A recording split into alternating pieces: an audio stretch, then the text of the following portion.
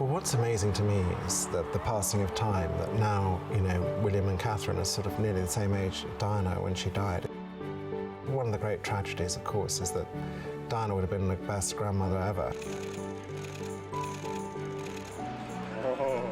How's that? I love the fact that there's still such veneration inside her immediate family for what she was and what she meant, and I think that's fantastic.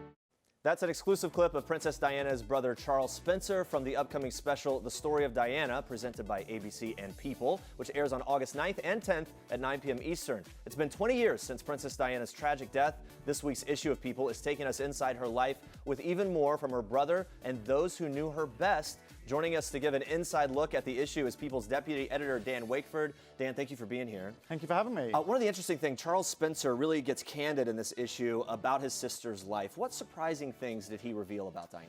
Well, he really dispels the myths about Diana. She was always called Shy Di by the British press, and he says we didn't call her Di and she wasn't shy. In fact, she was actually quite brave from the very start of her life.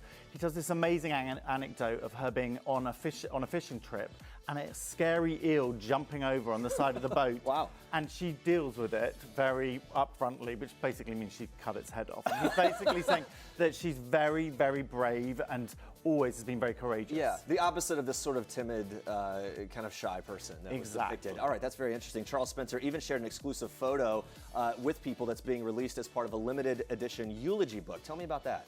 The photo is really, really sweet. It shows Diana holding hands with a very young Charles. It's a British summer's day, and it really does show her nurturing nature that was always there from the start. He says that she would always look after somebody if they needed help. Yeah, look at that. It's a very sweet photo there, and undoubtedly something really cool to see.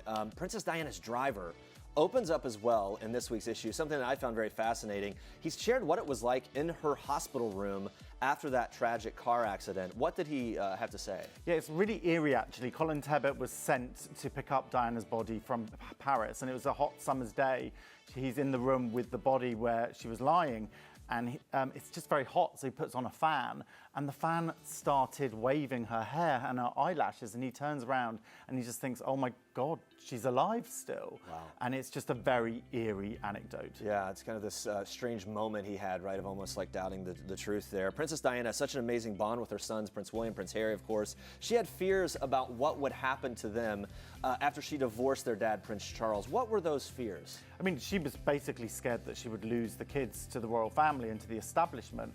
And that was the reason why James Coldhurst tells us in the documentary that she actually worked with Andrew Morton on a book to put her side of the story out there. All right, and speaking of Prince William and Prince Harry, Diana's brother also opens up about when the boys visit their mother at her burial place. What did he share? Charles created this absolute beautiful sanctuary where Diana was buried on Orthwop, which is an island, and it's actually beautiful and full of nature.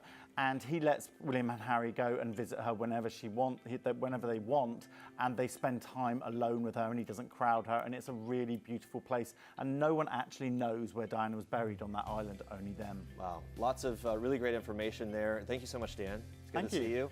For much more on Princess Diana, make sure to pick up a copy of this week's issue of People, which hits newsstands everywhere Friday.